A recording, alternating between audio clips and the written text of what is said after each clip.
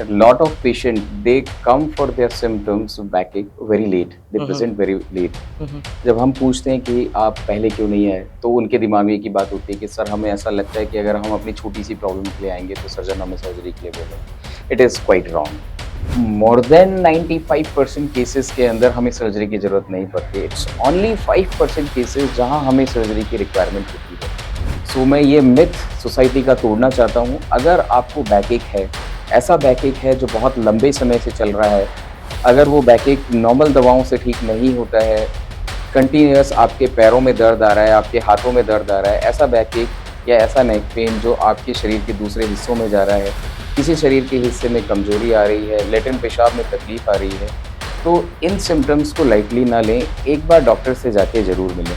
तो सर्जरी आजकल टेक्निक्स इतनी एडवांस हो गई हैं कि right from very next day हम पेशेंट को खड़ा करना, चलाना ये सब कर देते हैं और नेक्स्ट डे हम पेशेंट को डिस्चार्ज भी कर देते हैं। ये डिज़ीज़ है जिसकी वजह से आपको दर्द रहता है या आपको तकलीफ़ होती है, आप बेड बाउंड होते हैं। सर्जरी आपको उन सब चीज़ों से बाहर निकालने के लिए है।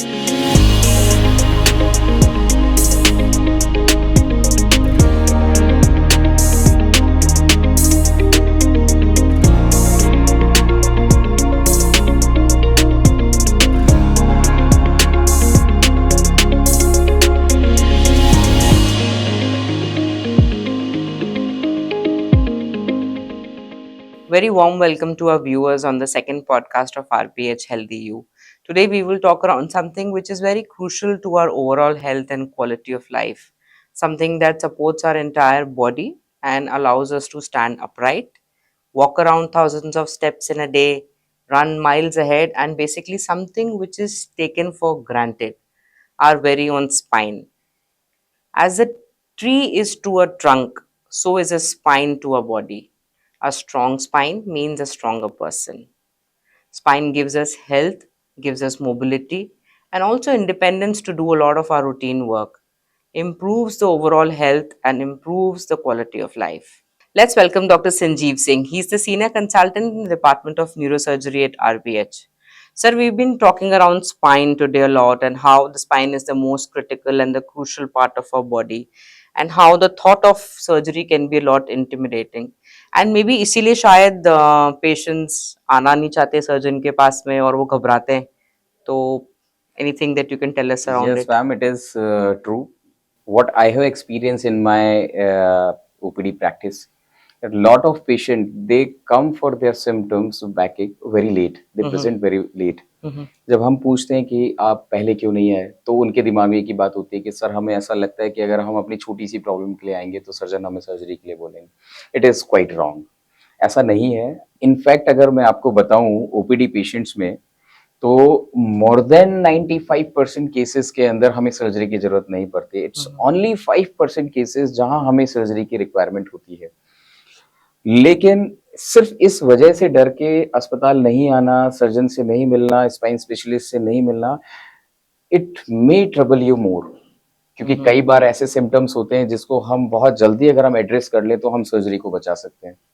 सो मैं ये मिथ सोसाइटी का तोड़ना चाहता हूँ। अगर आपको बैकएक है, ऐसा बैकएक है जो बहुत लंबे समय से चल रहा है, अगर वो बैकएक नॉर्मल दवाओं से ठीक नहीं होता है, कंटिन्यूअस आपके पैरों में दर्द आ रहा है, आपके हाथों में दर्द आ रहा है, ऐसा बैकएक या ऐसा नेक पेन जो आपके शरीर के दूसरे हिस्सों में जा रहा है, किसी शरीर के हिस्से में कमज़ोरी आ रही है, लैट्रिन पेशाब में तकलीफ़ आ रही है, तो इन सिम्पटम्स को लाइटली ना लें, एक बार डॉक्टर से जाके ज़रूर मिलें। ज़रूरी नहीं है आपको सर्जरी एडवाइस की जाएगी, लेकिन समय रहते उसका इलाज किया जा सकता है और सर्जरी से बचा जा सकता है। While everyone will agree that pain anywhere in the body is not normal, so ignoring the spine pain will not make it go away. And we will need to address it today to live a spine free tomorrow.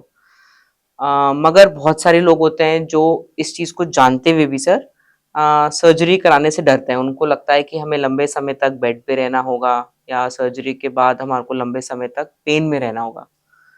तो उस चीज़ के लिए आप कुछ viewers को बताना चाहेंगे? Community में ये बहुत बड़ा मिथ है कि आप सर्जरी करवाते हैं, स्पाइन की सर्जरी करवाते हैं तो आप हमेशा के लिए बेडरिडन हो जाएँगे या हमेशा पेन में रहेंगे, but it is not so.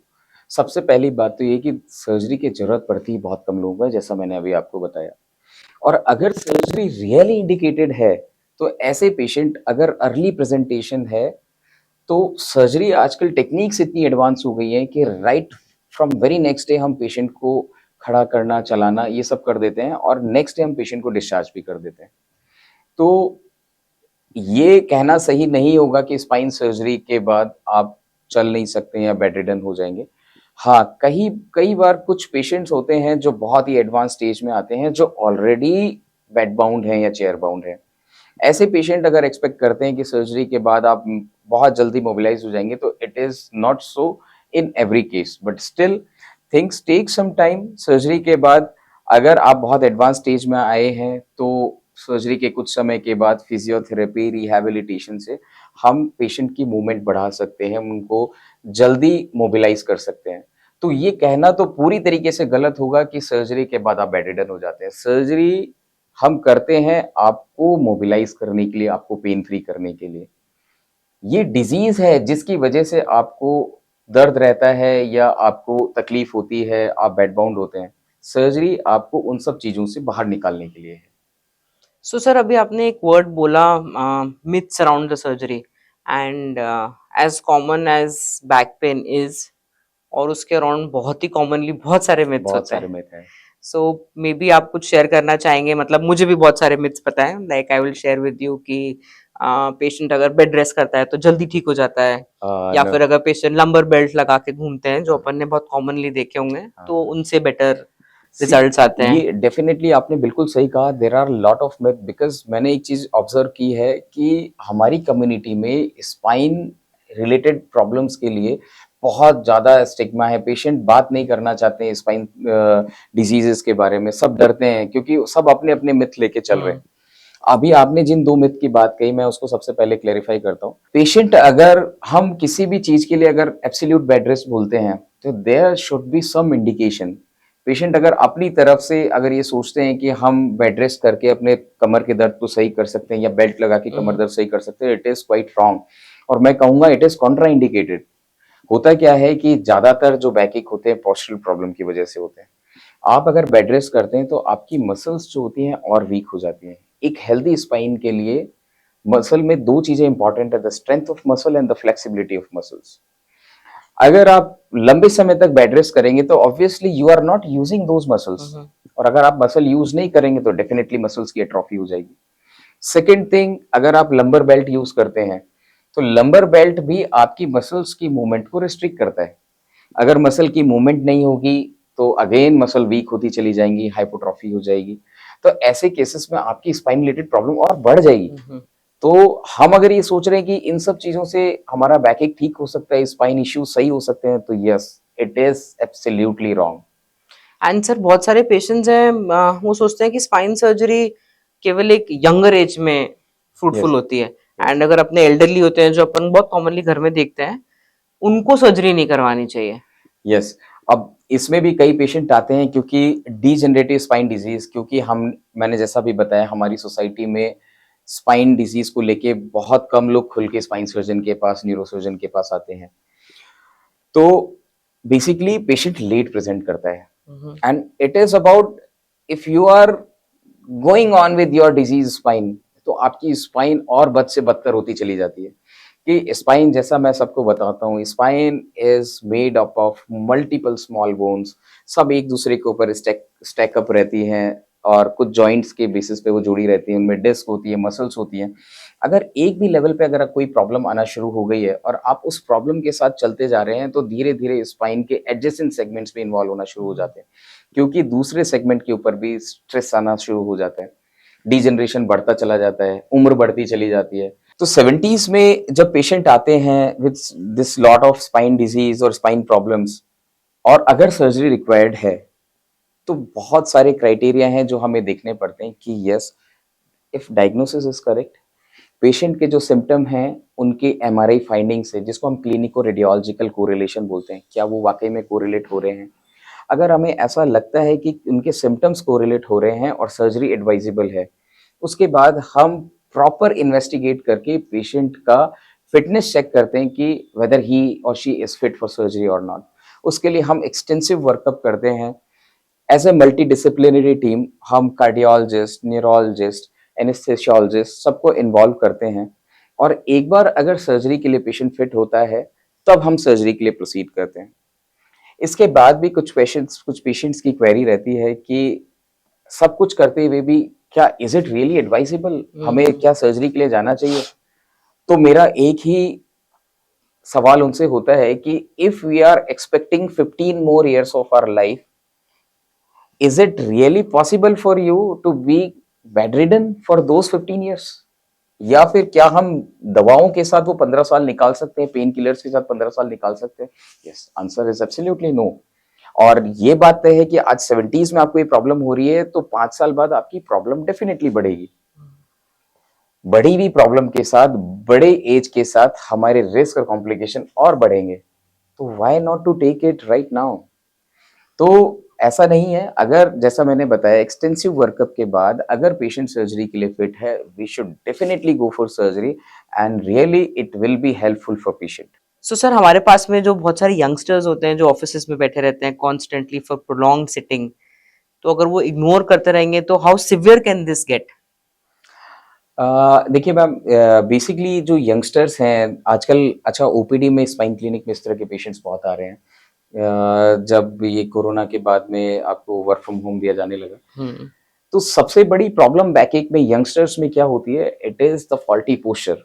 आज आप एक ऑफिस में बैठे हैं, ऑफिस चेयर में ऑफिस डेस्क यूज कर रहे हैं, तो आप एक पोस्चर आप फिर भी आप मेंटेन कर सकते हैं, बट घर पे आप वर्क फ्रॉम होम कर रहे हैं, आपका बैठने का तरीका ठीक नहीं होता है, कहीं भी आप लर्चिंग फॉरवर्ड करके आप बैठे हुए हैं, टेढ़े तरीके से बैठे हुए हैं। तो ये जो फॉल्टी पोस्चर है वो आपके मसल्स में स्पैज़म क्रिएट करता है, जिसकी वजह से आपको बैकएक रहता है। तो इसमें अगर हम थोड़े बहुत लाइफस्टाइल चेंजेस करें, जैसे आपको morning walk, back muscle strengthening की एक्सरसाइजेज, स्ट्रेचिंग की एक्सरसाइजेज, अच्छा नरिशमेंट, स्मोकिंग, अल्कोहल को क्विट करें, और साथ ही साथ जब आपको प्रोलॉन्ग सिटिंग की रिक्वायरमेंट है तो बीच बीच में फ्रीक्वेंट आप ब्रेक ले सकते हैं। ये सब करके हम उस चीज़ को वहाँ पे रोक सकते हैं, क्योंकि इस तरह के बैकएक यूजुअली हमारे लिए बहुत परेशानी का कारण नहीं बनते हैं। बट प्रॉब्लम वही है कि आप जो कह रहे हैं कि अगर ये लॉन्ग स्टैंडिंग में अगर ये चलता रहता है, तो धीरे-धीरे आपके स्पाइन में डीजेनरेशन बहुत तेज़ी से होना शुरू हो जाता है।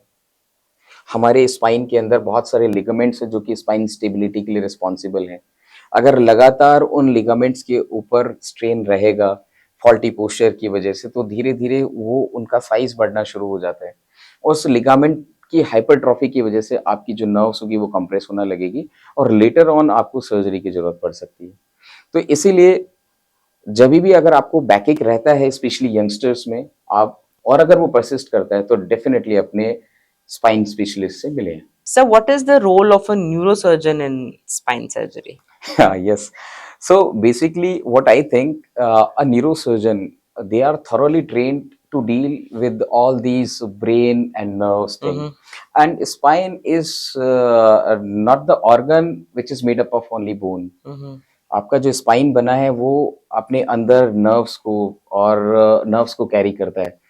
तो जभी भी हम स्पाइन सर्जरी की बात करते हैं, this the nerves are very delicate structures, and again मैंने आपको बताया कि न्यूरोसर्जरी थॉरोली ट्रेन होते हैं इस तरह की नर्व्स को हैंडल करने के लिए। The WHO and ICES have multiple studies to prove that the world over back pain is the single leading cause of disability.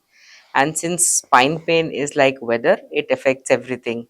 RBH understands the necessity to address the concern among masses and also create the much needed awareness. We will shortly be launching the Spine Health Clinic every Thursday, 2 to 3 p.m. at Rukmani Birla Hospital.